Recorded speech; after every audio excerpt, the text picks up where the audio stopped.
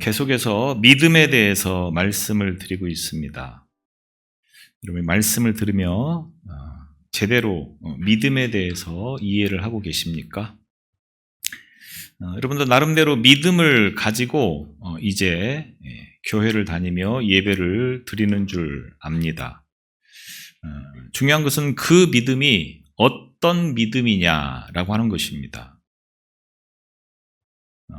지난주에도 말씀을 드렸듯이 구원 얻는 믿음, 또 구원받지 못하는 믿음. 오늘 우리는 구원 얻는 믿음, 구원받는 믿음을 가져야 되는 거죠. 구원받지 못하는 믿음은 이 시간 참 헛된 시간, 의미 없는 시간, 낭비하는 시간. 차라리 집에 가서 쉬는 게 훨씬 더 아마 좋을 것입니다. 물론 그런 믿음이었다 할지라도 말씀을 들으며 또 예배를 드리며 믿음이 새롭게 또 구원에 이르는 믿음이 되어지기 때문에 그것을 소망하며 이 시간 또 나온 줄로 믿습니다. 이 땅에는 얻기 위해서는 반드시 버리는 것들이 있습니다. 세상 어느 것도 버리지 않고 얻을 수만 있는 것은 하나도 없다고 하는 겁니다. 만약 그런 것들이 있다고 하면 그것은 오히려 나에게 더 독이 되는 것이고 결국은 모든 것을 다 잃게 만드는 그런 위험한 것이라고 하는 것을 우리는 잘 알고 있습니다. 그러면 오늘 여러분들이 믿음을 얻기 위해서 과연 무엇을 버리실 수 있습니까? 아니, 무엇을 버리면서 지금 믿음의 길을 걸어가고 계십니까? 내가 버리는 만큼 그것이 나의 믿음의 현 주소를 말하는 것이고 내 믿음의 상태를 말하는 것이다 라고 말씀을 드릴 수가 있겠습니다. 마태복음 1장에 보면 예수님의 족보로 이제 시작되어지는 말씀을 우리가 보게 되어집니다. 거기에 보면 1장 5절에 살모는 라합에게서 보아스를 낳고 이렇게 말씀합니다. 라합이라고 하는 사람에게서 보아스가 누구입니까? 룻의 남편이 되는 사람이죠. 그리고 이렇게 보아스가 오벳을 낳고 오벳이 이새를 낳고 이새가 다윗을 낳는 그런 말씀을 마태복음 1장 5절에서 보여주고 있습니다. 그러니까 다윗이 나오기까지 또 예수님께서 탄생하기까지 예수님의 탄생에 대한 그 족보를 1장에서 쭉 말씀을 하고 있는데 여기에는 4명의 여인이 족보에 이름이 등록이 됩니다. 대부분 족보에는 이름이 여자의 이름이 잘 나오지 않는데 여기에 이제 4명의 여인의 이름이 나오는데 그 가운데 한 사람이 바로 라합이라고 하는 여인인 것입니다.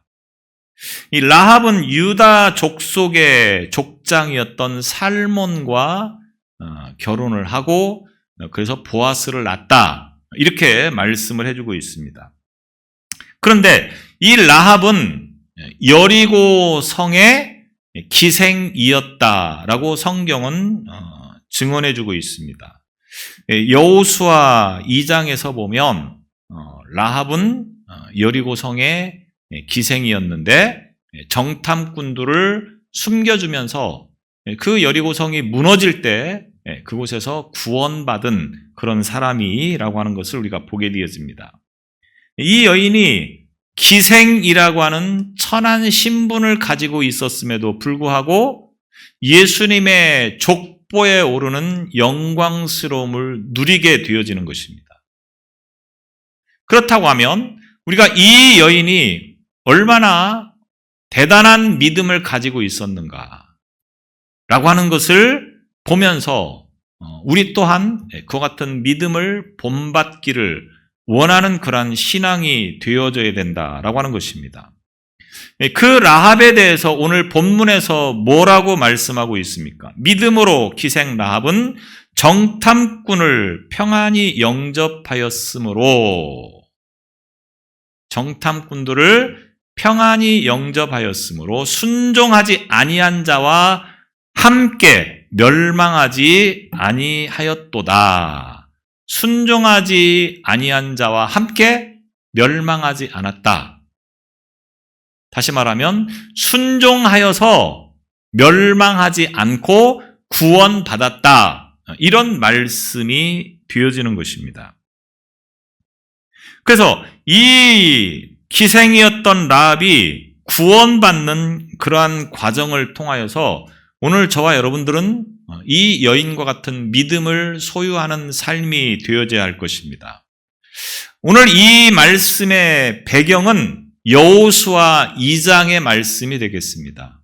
여호수아 2장의 말씀으로 가보면 이제 모세의 지도로 애굽을 떠나서 광야를 거치고 여리고 성을 앞두고 그러니까 가나안 땅의 정복을 앞두고 이제 모세는 죽고 그리고 여호수아가 모세의 뒤를 이어서 지도자가 됩니다. 지도자가 된 여호수아가 가나안 땅을 바라보면서 이제 넘어야 될 어려운 고비들이 많이 있겠지만 가장 중요한 관문이 무엇이냐? 바로 여리고 성을 정복하는 것입니다. 그래서 여호수아는 정탐꾼 2명을 이 여리고 성으로 보내게 되어지는 것입니다.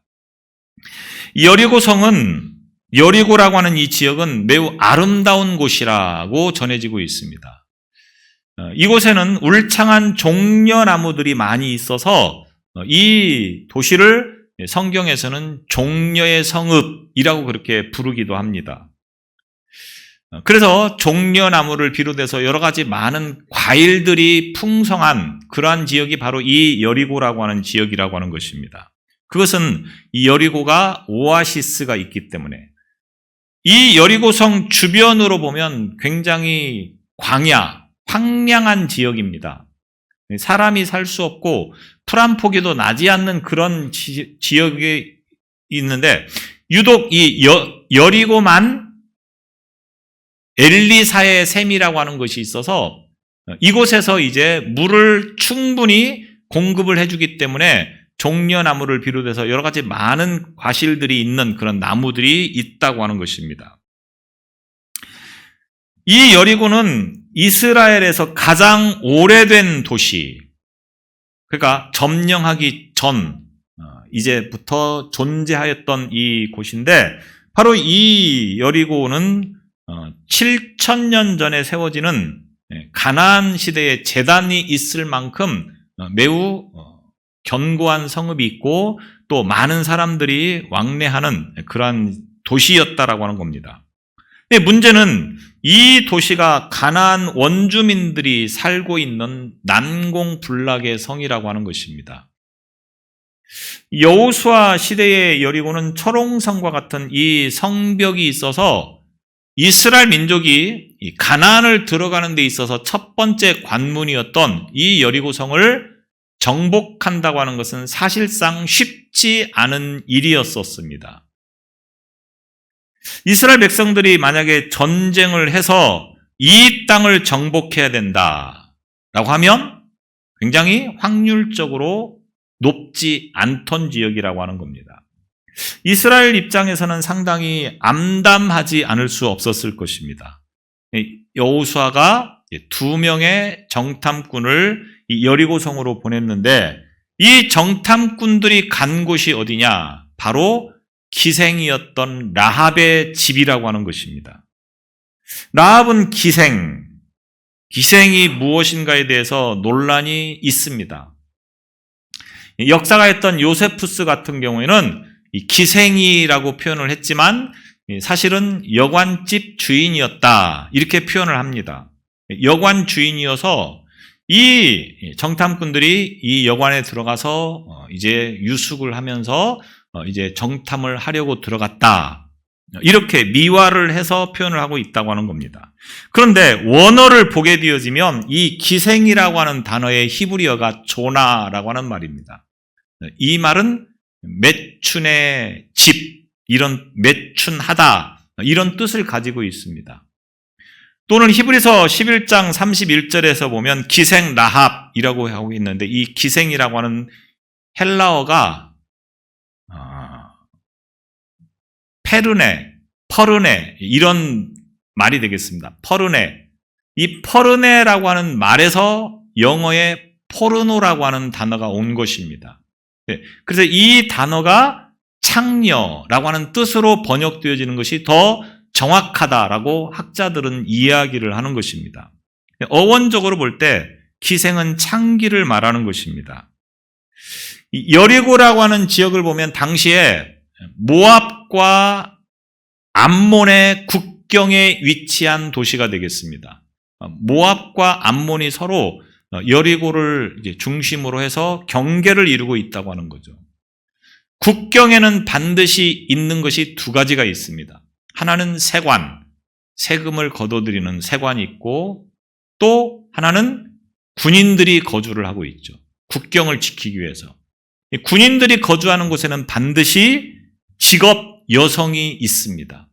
그래서 이 여리고에는 이와 같은 직업 여성들이 있었을 것인데 그 중에 한 명이 바로 이 라합이라고 하는 여인이었습니다.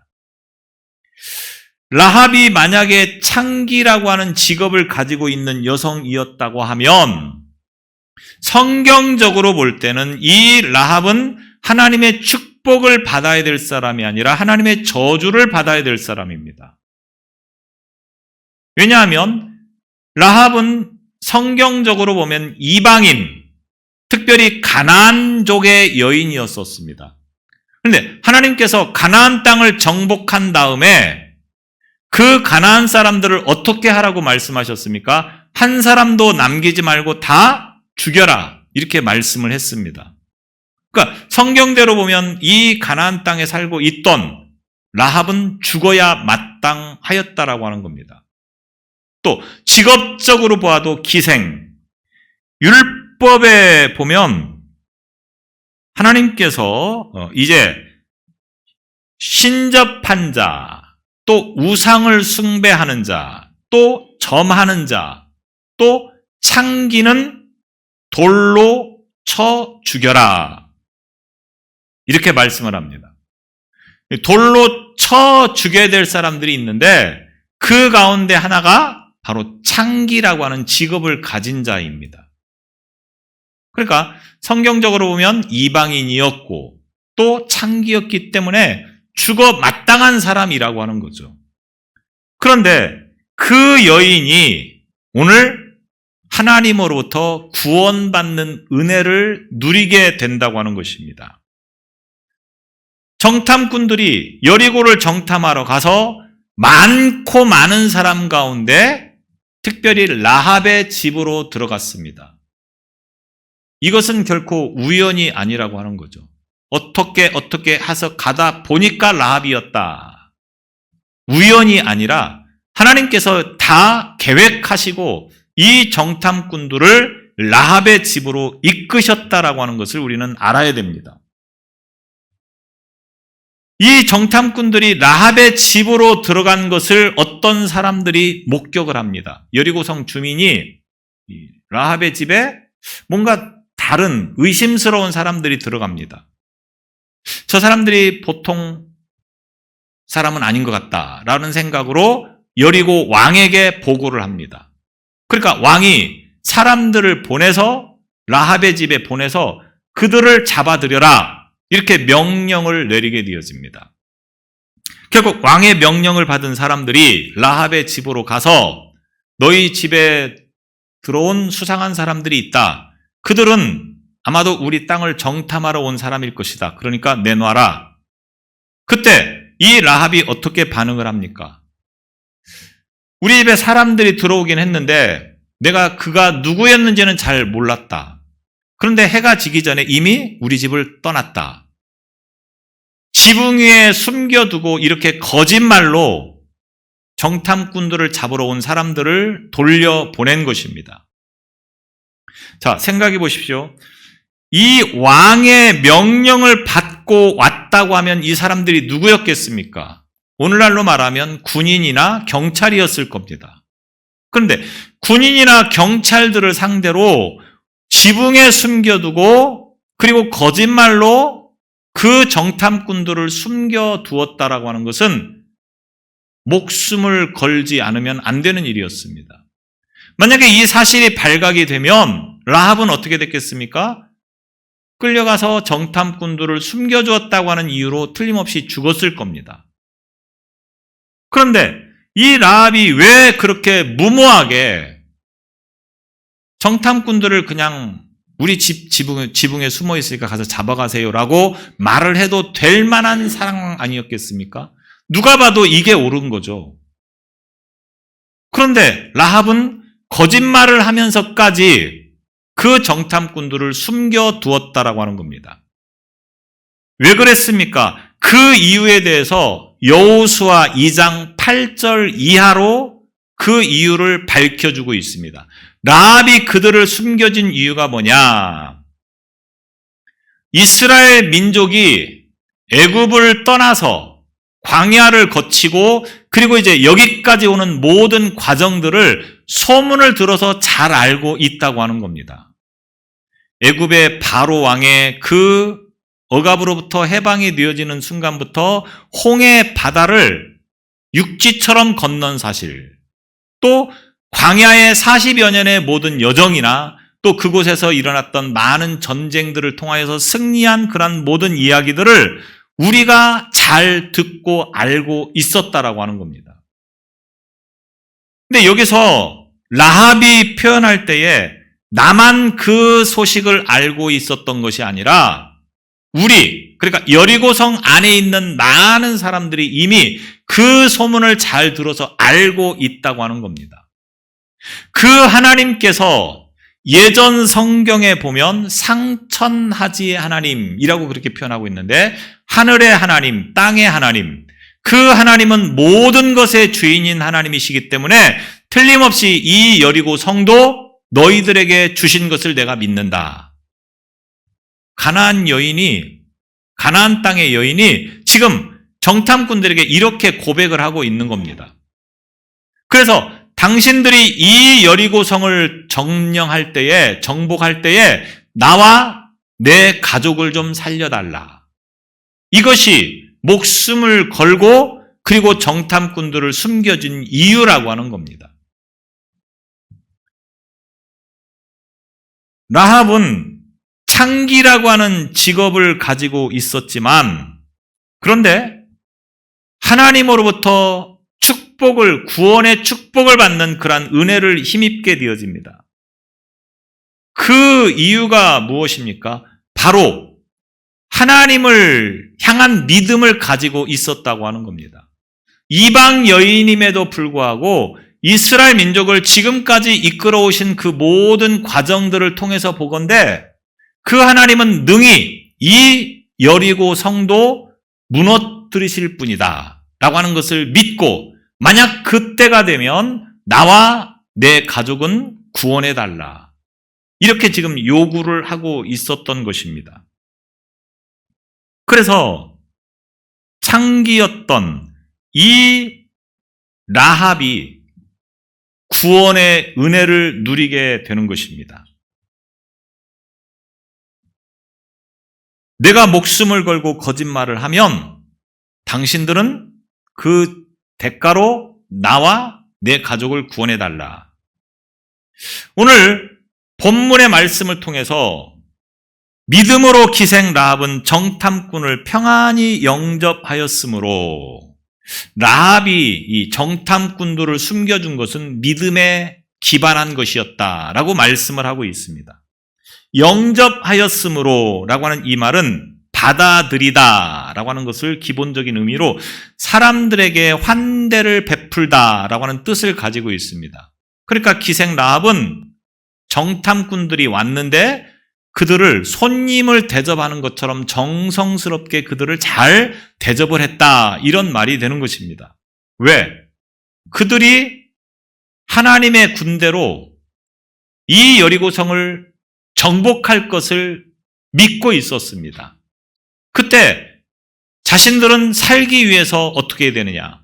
바로 이 이스라엘 민족에게 살려달라고 요구를 하는 것밖에 없다라고 하는 것을 잘 알고 있었다라고 하는 것입니다. 하나님께서 이 여리고성을 어떻게 정복하시도록 합니까? 여리고성은 굉장히 견고한 성읍이었습니다. 상대적으로 이스라엘 민족은 어떤 사람들이었습니까? 그들이 훈련된, 무장된 군인들이 아닙니다. 포로 노예로 살다가 애굽을 떠나서 40년이라고 하는 긴 시간 동안 광야를 유랑하면서 여기까지 온 사람들입니다. 그 사람들이 견고한 여리고성을 싸워서 이긴다라고 하는 것은 확률적으로 불가능에 가깝다라고 하는 겁니다.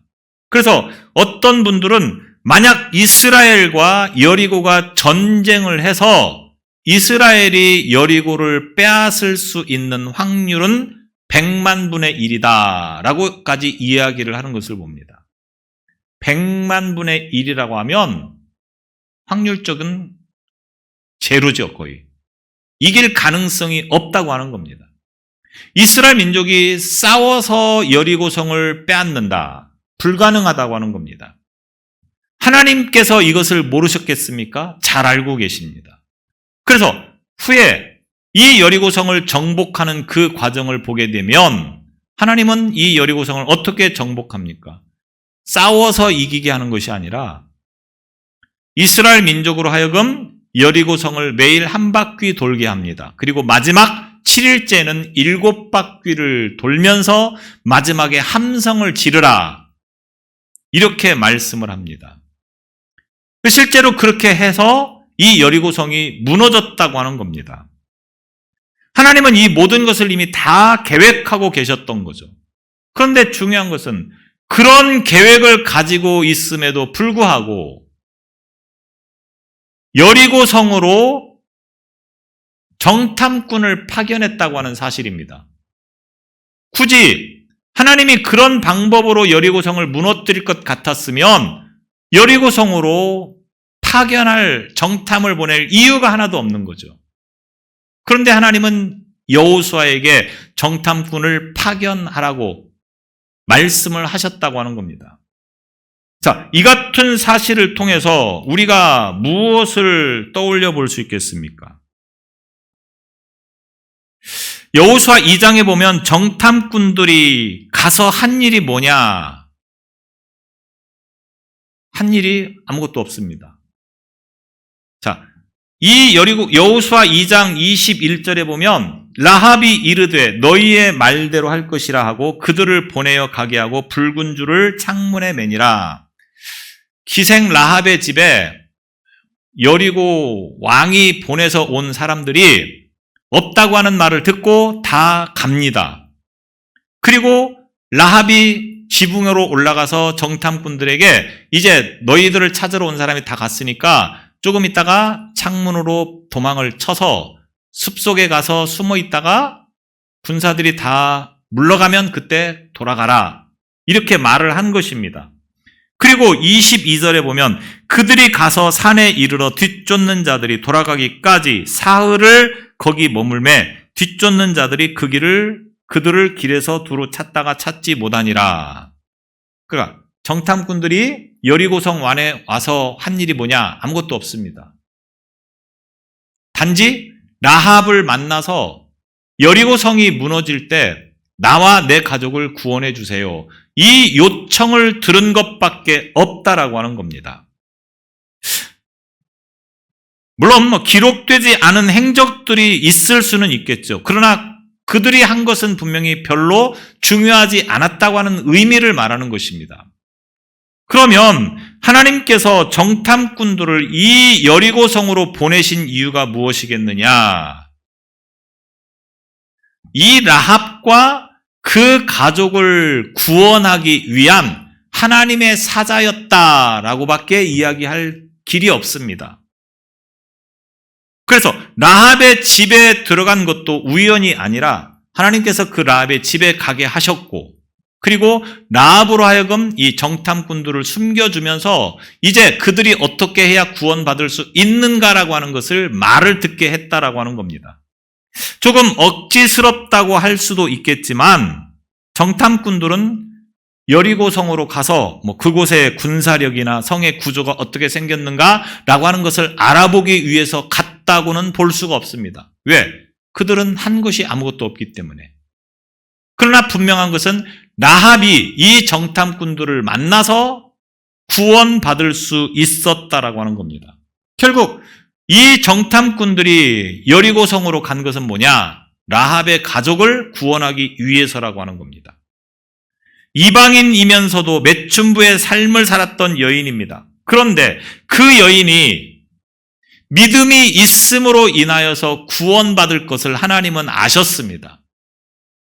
그래서 그들을 구원하기 위해서 바로 정탐꾼들을 보낸 것입니다. 결국 이방 여인, 또 신분도 창녀, 이런 여인이 믿음으로 인하여서 구원받는다고 하는 것은 오늘날 우리에게 무엇을 시사합니까? 믿음의 구원은, 하나님의 구원은 과거가 중요한 것이 아니더라고 하는 겁니다.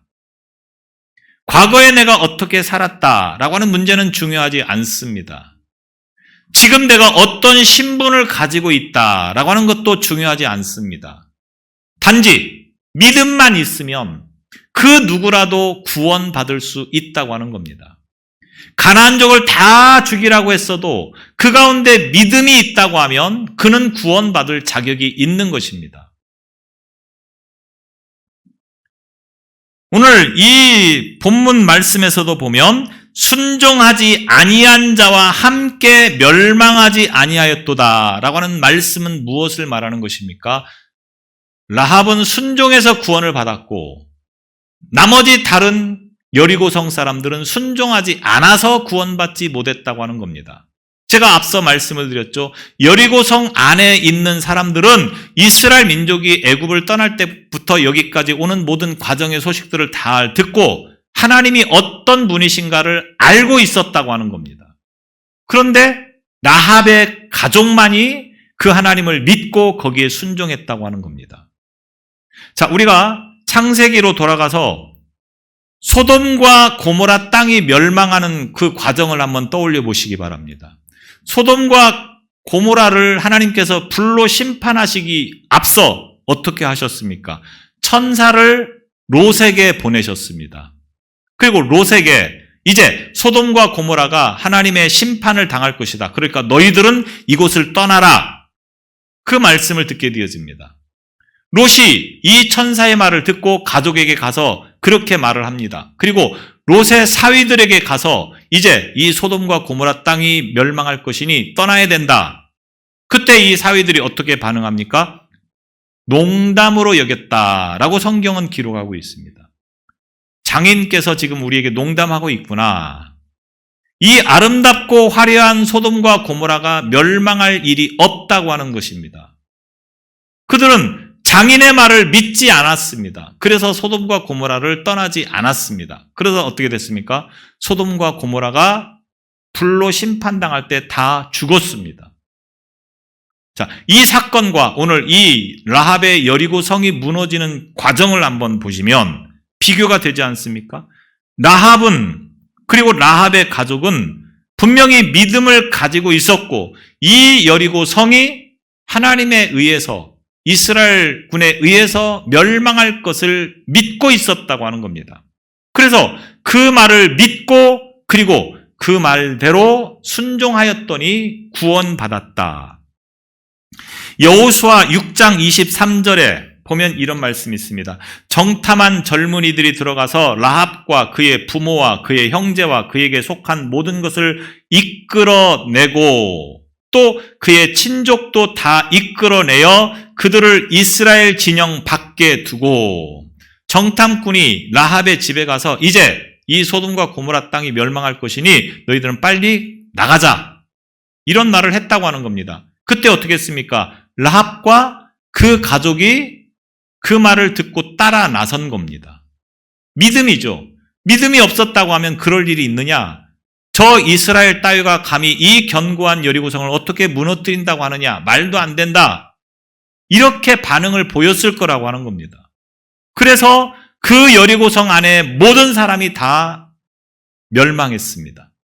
다만 믿음으로 그 말을 믿고 이 정탐꾼들을 따라 나선 사람만이 구원을 받았다라고 하는 겁니다. 라합의 가족들도 롯의 사위들처럼 라합의 말을, 정탐꾼의 말을 농담처럼 여겼으면 따라 나서지 않았을 것이고, 그러면 여리고성이 무너졌을 때 틀림없이 죽었을 거라고 하는 겁니다. 야고보서 2장에 보면 믿음으로 라합이 정탐꾼을 영접한 것을 라합의 행함으로 의롭다 하심을 받은 것, 이렇게 표현을 하고 있는 것을 봅니다. 라합이 행함으로 믿음으로 의롭다함을 받았다라고 하는 것입니다. 라합의 믿음이 어떤 믿음이냐? 행하는 믿음, 다시 말하면 순종하는 믿음이라고 하는 겁니다. 가만히 있으라고 하면 집안에 가만히 있으면 되는 것이고, 나가자고 하면 따라 나서면 되는 겁니다. 그런데 내 생각은, 내 방법은, 내가 알기로는 이런 식으로 그 말을 받아들이지 않으면 구원받지 못하는 거라고 하는 거죠. 결국 정탐꾼들이 이 여리고성을 간 것은 라합과 그의 가족을 구원하기 위한 것이었고, 라합은 믿음을 가지고 이 정탐꾼들을 잘 대접을 했고, 그래서 그 라합과 그의 가족이 구원을 받게 되어진다고 하는 것을 우리는 이 말씀을 통해서 보게 되었습니다. 라합은 생명을 걸고 그 믿음을 지키는 순종의 믿음을 오늘 우리에게 교훈해주고 있습니다. 저와 여러분들이 어떠한 상황 속에서도 하나님의 말씀에 대한 의심을 갖지 않고 그 말씀에 순종하는 삶이 되시기를 바랍니다. 가라고 하면 가면 되는 것이고, 서라고 하면 서면 되는 것이고, 여기 있으라면 여기 있으면 되는 것이고, 저쪽으로 가라 하면 가면 되는 것이 곧 신앙이라고 하는 겁니다. 하나님은 구원할 자를 위해서 이렇게 세밀하게 일하시는 분이라고 하는 겁니다. 여리고성이 다 무너져서 다 죽어도 적어도 믿음을 가진 이 라합의 가족만큼은 살리기 위해서 정탐꾼을 그 여리고성으로 보내시고, 그리고 거기에 대해서 믿음으로 반응을 하면 구원에 이르게 되어진다고 하는 것입니다. 하나님은 오늘도 우리를 구원하시기 위해서 일하시는 분입니다. 중요한 것은 우리가 그 하나님의 일하심에 대해서 어떤 반응을 보이고 있느냐라고 하는 것입니다. 말씀에 순종하는 신앙이 되시기를 바랍니다. 하나님께서 아무리 구원하시려고 천사를 보내도 롯의 사위들처럼 그 말을 농담처럼 여기면 구원받지 못합니다. 말씀하시면 그 말씀에 순종해야 되는 것입니다. 그리고 그 순종을 위해서 때로는 목숨도 걸어야 되는 것입니다. 구원이라고 하는 큰 은혜를 받기 위해서는 목숨을 하찮게 여기는 그런 태도가 때로는 중요하고 필요하다고 하는 것을 성경은 오늘 우리에게 말씀하고 있는 것입니다. 불가능을 가능으로 바꾸시는 하나님의 전능성을 믿었던 라합처럼 오늘도 저와 여러분들은 그 하나님의 말씀을 믿고 그 하나님의 말씀에 순종하는 그러한 삶이 되시기를 바랍니다. 기도하겠습니다. 하나님께서는 구원하실 자를 위하여 이렇게 일을 행하시는 분인 것을 말씀을 통해서 보여주시니 우리로 하여금 그 하나님의 말씀에 대해 반응하는 믿음과 신앙으로 구원에 이르는 삶을 살아갈 수 있도록 인도하여 주옵소서.